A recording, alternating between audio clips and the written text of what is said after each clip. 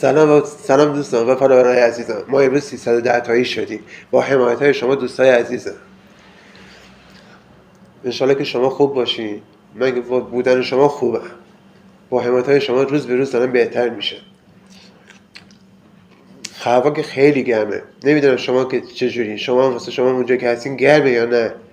شما تو کامنت ها واسمون بنویسید. برق اونجا هم میره. این برق که شده عصاب‌آزی.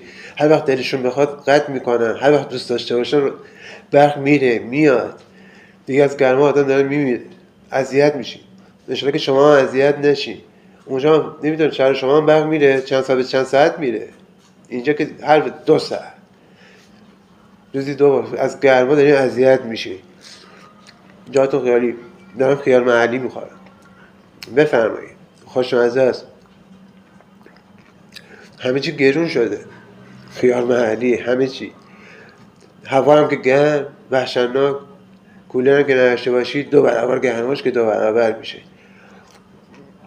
داستانی که می‌خواستم یه داستان تعریف کنم. کیش بودیم، جزیره کیچ. اونجا که کار میکردم تو رستوران بودم. یه خلیجنی اونجا بود که درباره اون خیلی چیزایی میگفتن. این واقعا ترسناک بود. خلیجنی که میگفتن قبلا اونجا پاسکا بوده.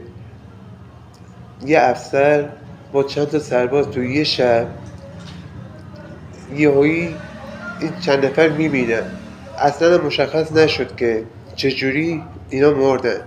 به حالت میگن خفگی مردن، نه گاز و چیزی یا حالت. میگم اصلا متوجه نشدن چجوری مردن. فقط اینو شنیدن که یه افسر و چند تا سرباز مردن. بعد چند وقت اونجا شد خلیجنی. یه خرابه‌ای شد که فقط خرابه، اینطوری بهتون بگم. خلیجنی اسمش شده بود. یعنی هر توریستی میومد دوست داشته بره فقط اونجا رو از نزدیک ببینه. ولی خب مامورا گیر میدادن، چون جای ترسناکی شده بود نمیذاشتن هر کی بره اونجا رو ببینه. که الان هم یه چند وقتی فکر کنم 1 سالی 2 سالی هست 3 سالی هست که خرابش کردن. ما هم یه شب با بچه‌ها بودیم، گفتم اینقدر که هر کی جای ما باشه دوست داره بره اونجا رو ببینه میشنوه. ما یه بار گفتم ما نمیترسیم. اینا به بچه‌ها گفتم 2 نفری 3 نفری جمع شیم بریم یه شب بریم اونجا ببینیم چه جوری. آقا بلند شدیم رفتیم اونجا. دوستان اول که از تاکسی اومدیم پایین، از دور که نگاه کردیم ترسیدیم بریم جلو. آقا اون گفت تو برو، من گفتم با هم دیگه پشت سر هم رفتیم تو. اول خیلی قشنگ رفتیم داخل، دیدیم آره یه جورای 2 طبقه بود. با هم دیگه آقا پیرن هم دیگه رو گرفتیم تو. ترسناک داخلش یه درخت بزرگ در اومده و فکر کن داخل یک پاسگاه تو ساختمون یه درخت در اومده باشه. اونقدر ترسناک. همه با اسپری نوشته بودن ترسناک فلان، تاریک، خیلی تاریک.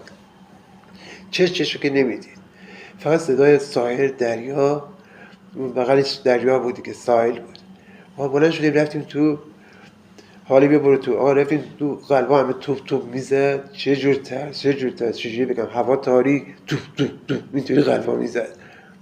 بعد آقا رفتیم تو صدا هم که چی جور صدا بهتون نگم، ترسناک. آقا رفتیم تو، پشت سر هم رفتیم تو، خیلی خوشگل رفتیم تو. حالا می‌خواستیم ترسمون گرفته بود که بیایم بیرون.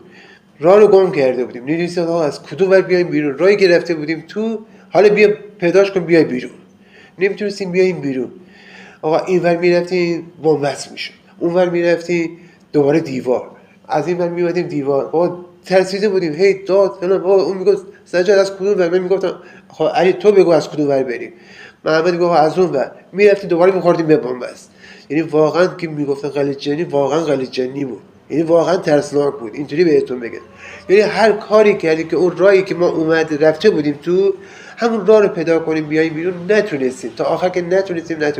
سر آخر رفتیم بالا، از همون بالای سقف گرفتیم سقف و یکی از اون بالا خودمون رو انداختیم پایین. بود سمت تاکسی. آقا رفتیم اونجا تاکسی، یعنی روشن کرد و آقا ما سوار گاز گرفتیم رفتیم. آقا رفتیم، یارو تاکسی گفت من بهتون گفتم اینجا هر مسافری اومده رفته تو ترسیده. حتی چند وقت پیش 3 دخترم اومده بودن، 2 تا از رفیقاشون بغل تاکسی وای میسه. یکی از اونها میگه آقا من میرم تو. آقا اینا کلکل میکنه. دختری که میره سمت داخل سمت قلیجانی، دختره همونجا نزدیک قلیجانی میرسه همونجا میفته. راننده تاکسی خود چراغ تاکسی سمت قلیجانی بوده. آقا همونجا میفته.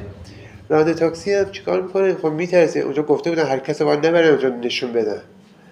آقا میفته، اینا دوستاش میرن سمت اون، میبینن آقا دهنش کبر میکنه فلان اینا چیکار میکنن؟ سریع زنگ میزنن واسه یه تاکسی دیگه، تاکسی میاد دنبالش، اینا سوارش میکنن.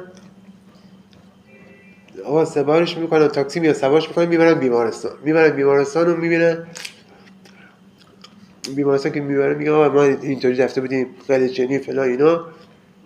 بعد که این به هوش میاد فلان، بعد از چند سال فرداییش ازش میپرسن چی شد فلان اینا، میگه وقتی من دوستام که از تاکسی اومدن پایین، دوستام که موندن، من رفتم سمتش، دیدم آقا اولش رفتم جلو، دیدم یکی داره نگاه، رفتم تو دیدم یکی داره نگاه میکنه، قشنگ دو تا چشم، مو بلند، چیز سفید پوشی، واقعا تا نگاه کرد، تا داشتم نگاه میکردم که دوستام صدام کنه دوستامو، یا همون لحظه افتادم.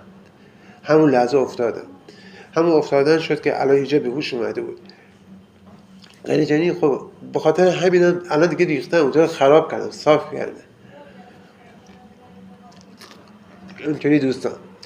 ولی خب ما هم رفتیم، بچه هم که هر وقت رفتم اونجا تعریف کردم، خلاصه سر هر کی یه بلایی در اومده اونجا.